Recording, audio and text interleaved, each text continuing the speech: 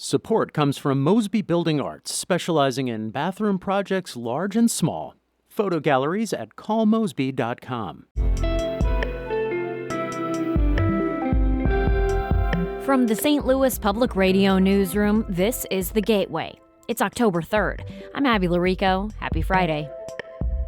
The city of St. Louis put an end to its alley recycling program this summer, leaving some environmentally conscious residents frustrated. But one neighborhood grocery store is encouraging people to get creative in how they reduce their waste. We all have a choice in how we're affecting the world, and any positive impact we can make is the choice that we should be considering. STLPR's Marissanne Lewis-Thompson has the story of Local Harvest Grocery's mission to keep grocery products out of landfills. That's coming up after this news on The Gateway. KDHX is off the air, and its owners say it has ceased operations. Supporters of the community radio station fought a protracted legal battle to prevent its closure, while its board said only a sale could pull it out of debt. The owners agreed to sell the broadcast license this summer to Gateway Creative Media, a Christian nonprofit that also operates Joy FM and Boost Radio. That sale is pending FCC approval. At the time, it was expected that the new owner would take over 88.1 but make an adjacent HD signal available for the community station's programming, which has been on St. Louis airwaves for about 40 years. A statement from the station's nonprofit ownership group asserts it still owns and operates its Grand Center studios and, quote, "We are excited to continue our mission of building community in a 21st century emergent media landscape." State money will soon start going to victims of the May tornado in St. Louis by way of some Northside churches. But as St. Louis Public Radio's Jonathan Ahl reports, waiting on the full amount may be an act of faith. The Spirit of St. Louis Task Force is one of 8 groups across Missouri chosen to distribute disaster relief funds from the Missouri Housing Trust Fund. The faith-based group asked for $1 million. They'll have to start with $50,000. Bishop Lee Scott is with Lively Stone Church of God. He says he's confident the group will get more money to give out. Faith is based upon stepping out on something that you don't know is going to exist now. We're having faith in them, and we're going to say that they're going to do what they say they're going to do until they show they don't do it. The money can be used for rental assistance, utilities, mortgage payments, and lost pay due to the tornado. Scott says the goal is to get money to applicants within a week after they've been approved. I'm Jonathan Ahl, St. Louis Public Radio. A group of federal employees and lawmakers gathered in East St. Louis to call for an end to the government shutdown, now entering its 3rd day.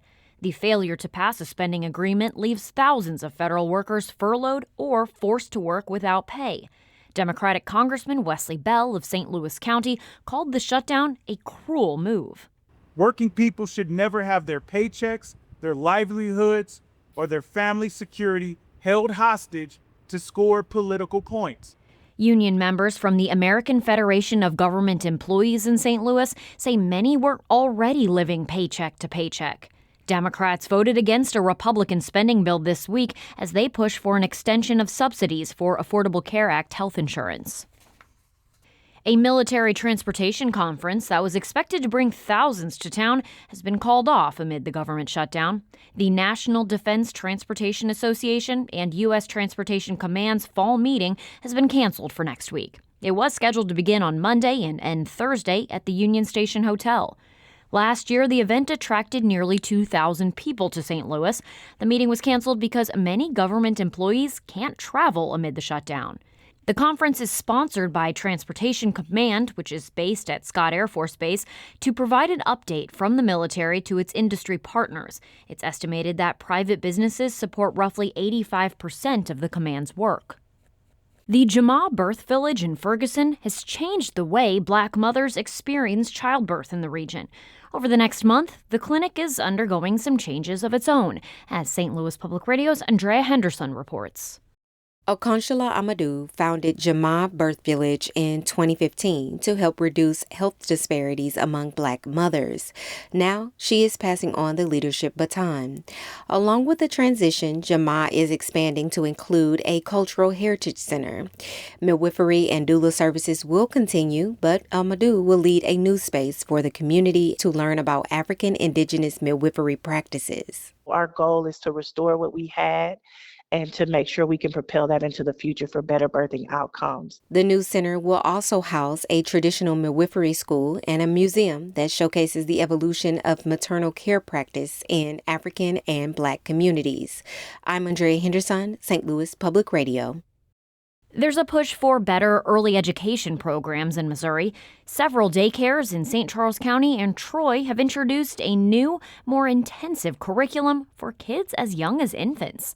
St. Louis Public Radio's Lucretia Wembley visited one Inspire location in Lake St. Louis to see how it works. A group of toddlers enjoys showing school director Addison Baker their rocks. The rocks are part of a new sensory curriculum brought to the Lake St. Louis preschool after its rebranding in August. Baker says even infants can learn from an educational program. But if you take it that little bit, that step further, and you teach them while they're playing, they don't necessarily realize they're learning. But then when they head into kindergarten, they're almost a leg up. Infants are learning about touch through activities using ice cubes, water, and dramatic play. Officials say there's a need for more quality early childhood development programs in Missouri. I'm Lucretia Wembley, St. Louis Public Radio.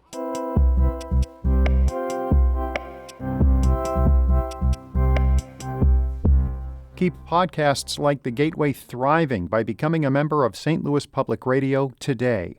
Your support ensures that your community stays informed and has access to fact-based local news.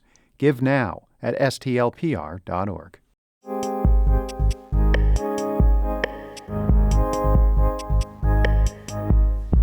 A St. Louis grocery store wants to help people throw less stuff away. This comes as the city pulled the plug on its alley recycling program earlier this year.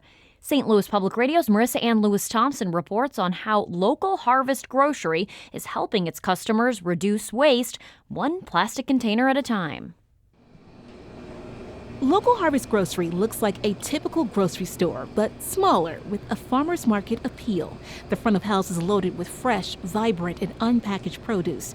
Then there's the meat and dairy section. Nearby are rows of pantry staples. Our goal here is to source as much as we can from within 150 miles of St. Louis. That's the store's co-manager, Becca Witzer, taking me through the tiny maze of aisles. The store, tucked away in the Tower Grove South neighborhood, has a hefty booze section, as well as health and beauty items like deodorant, shampoo, and conditioner bars. But it doesn't have any packaging, so you can either bring your own little baggie, or we have little paper envelopes you can put them in. But Witzer points out something that sets the store apart.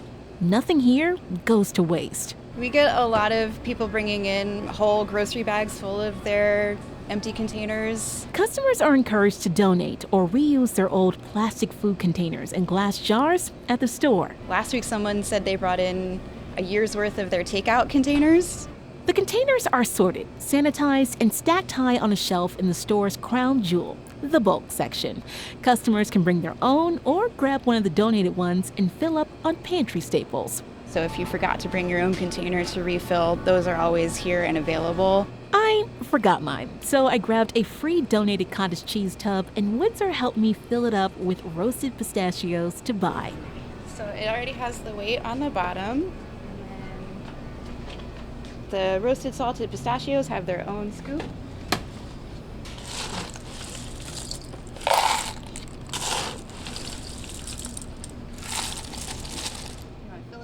Local Harvest Container Reuse Program has been a mainstay at the store, and Witzer says it's something she wants more St. Louisans to utilize ever since the city announced its plan to can alley recycling this year.